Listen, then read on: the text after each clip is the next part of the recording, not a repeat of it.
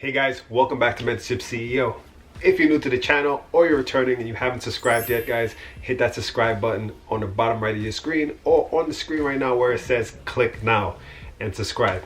Guys, today's video, I was going to be listing the top 10. I made a list of the top 10 watches I would have in my collection if I had to have these watches for the rest of my life. So I can't trade it, I can't sell it. I have to have these 10 watches and enjoy them. And they have to be, each watch needs to be $50,000 or less. So I made a list of 10, which I'll put on the screen right now. And then I decided, how could I narrow this down to the top 5 of the top 10 that I had? So in this video, I'm gonna list the top 10, not the top 10, but the top 5 watches that I would have in my collection if I had to have it for the rest of my life. So I'll put up some pictures of the watches that I removed, and then I'll list the watches that I'm gonna have in the collection. So let's go.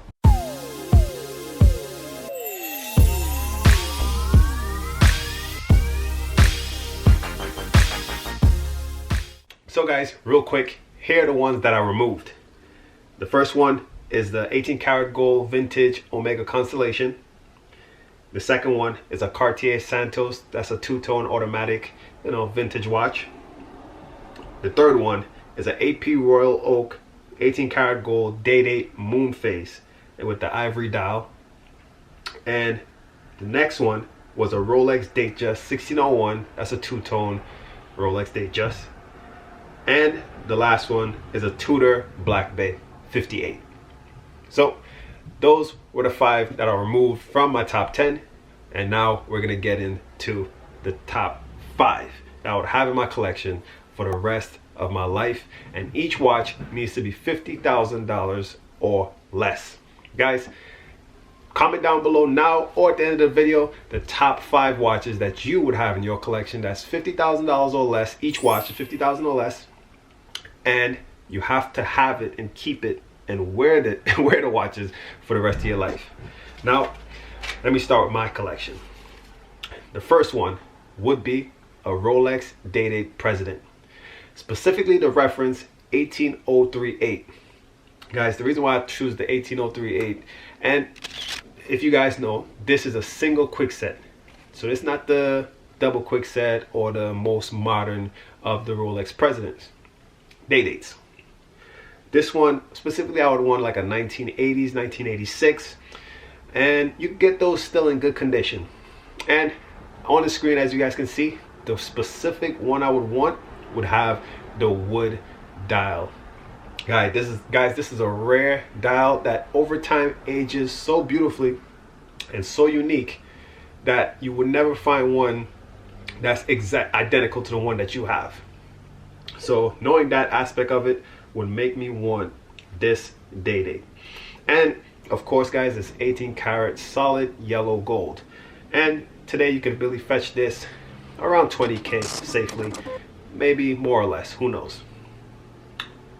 Number 2, guys, on my list, and this is in no particular order of my favorite to least favorite, is a Patek Philippe Nautilus 3800. Guys, this one, I don't care about the dial because it's blue, black, champagne, who cares?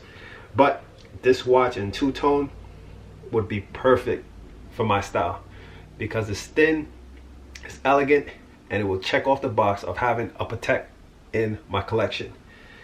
This watch may be in the 90s, 1990, 1991, and I could fetch this for maybe 20K, more or less. Number 3 on my list is a Rolex Submariner 16613.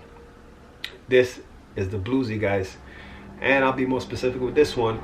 I would want it between a 2000 and a 2009, and the reason being because I prefer the non-holes case for this specific watch, because you could get it in a holes or non-holes, and I would rather have the solid center links and the clasp where the gold goes throughout, because you could get an older model where the gold is just on the bracelet and then the clasp is a stainless steel clasp. Sure, if somebody gives me the watch, I would wear it, but if I had to buy it myself and add it to my collection, I would prefer the one where the gold goes throughout, and the solid center links and solid end links, and no holes case. This watch today, probably fetch it for, on a good deal, 9,000 up to maybe 15,000, depending on maybe box and papers and condition. Mostly condition and the year. I don't really care about box and papers. Next, number 4 on the list would be a Rolex Daytona 16520. This one with the zenith movement, guys. So I know Daytonas are trending. Daytona is almost like a hype watch, but specifically this one is a little low key. It's the stainless piece in my collection. Black dial. I prefer the black dial over the white dial. If I do go with a white dial, the sub dials would be black. But in this case, let's just say black dial. And I'll be able to fetch this for around 32 to 37,000.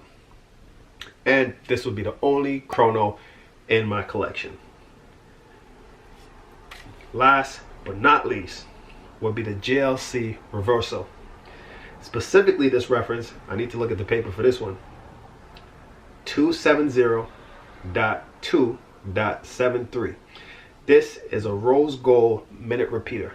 So solid rose gold case, minute repeater, and of course it's the reversal, so you can switch it over the side and to the other side and have basically 2 watches. And you could fetch this for about 38,000, more or less. And specific year maybe a 1994. Guys, that's my list. Hopefully you guys enjoyed it. Really quick, that's my top 5 watches that I would have in my collection if I had to have these watches for the rest of my life, and each piece is 50K or less. Guys, comment down below your top 5 watches that you would have in your collection. Remember to give this video a thumbs up, hit the subscribe button, share the video with your friends and family and everyone that you know.